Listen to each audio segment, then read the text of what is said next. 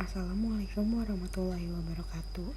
Di sini saya akan membandingkan sistem ekonomi Indonesia dan Singapura. Tujuan saya membuat video ini adalah untuk memenuhi mata kuliah ekonomi politik. Sebelumnya, perkenalkan saya Intan Medina dengan NIM 6670220124 di kelas 4A Ilmu Pemerintahan. Terdapat persamaan antara Indonesia dengan Singapura, yaitu kedua negara tersebut merupakan anggota dari ASEAN. Lalu, ekspor dan impor menjadi salah satu hal yang kuat, apalagi di jalur perdagangan. Lalu yang ketiga, kedua negara tersebut itu pernah dijajah oleh bangsa yang sama, yaitu Portugis, Belanda, Jepang, dan Inggris. Nah, Singapura sendiri dalam sistem ekonominya menganut sistem ekonomi pasar yang maju. Sebab pada tahun 2019 Singapura ini berhasil menempati posisi teratas dari 141 negara dalam indeks daya saing global. Pada dekade 1990-an hingga 2000-an, inilah ekonomi Singapura melesat hingga pada 2021 PDB per kapita sudah lebih dari 70.000 US dollar. Kemajuan pencapaian iptek mendorong ekonomi tumbuh jauh lebih pesat.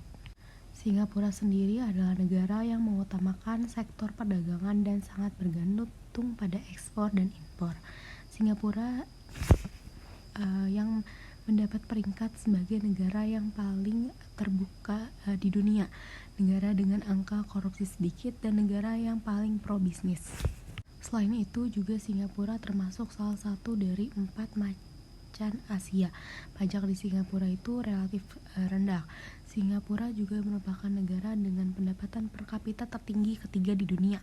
BUMN itu memainkan peran besar dalam perekonomian Singapura dengan memegang saham mayoritas di beberapa perusahaan terbesar di Singapura seperti Singapore Airlines dan Mediacorp. Investor juga sangat tertarik untuk berinvestasi di Singapura sebab iklim investasi yang cukup menarik dan suhu politik yang stabil. Nah, barang ekspor utama di Singapura ini di sektor elektronik, bahan kimia, dan jasa.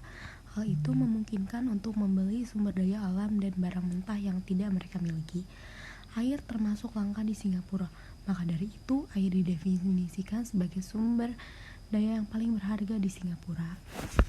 Industri di Singapura dapat dikatakan mengandalkan konsep perantara perdagangan dengan membeli barang-barang mentah dan menyempurnakannya untuk diekspor kembali. Pemerintah Singapura juga mempromosikan tabungan dan investasi melalui berbagai kebijakan seperti Central Provident Fund yang digunakan untuk membiayai kebutuhan kesehatan dan pensiun warganya. Tingkat tabungan di Singapura ini menjadi salah satu yang tertinggi di dunia sejak tahun 1970-an. Sebagian besar perusahaan di Singapura terdapat sebagai perseroan terbatas. Sedangkan sistem ekonomi Indonesia ini menganut sistem ekonomi Pancasila dengan dapat memperkuat persatuan nasional melalui proses gotong royong dengan melakukan distribusi akses ekonomi yang adil bagi seluruh warga negaranya. Selain itu juga banyaknya kelebihan yang dimiliki Indonesia untuk menaikkan kondisi ekonomi di wilayahnya. Berbagai macam sektor di Indonesia bisa dimaksimalkan untuk menambah pendapatan negara seperti sektor pertanian, perkebunan, pertambangan, dan lain sebagainya. Indonesia dapat memaksimalkan berbagai macam sektor yang ia miliki. Output dari sektor pertanian dapat diekspor di berbagai negara, namun kenyataannya Indonesia tetap memilih jalan impor untuk memenuhi kebutuhan di dalam negeri.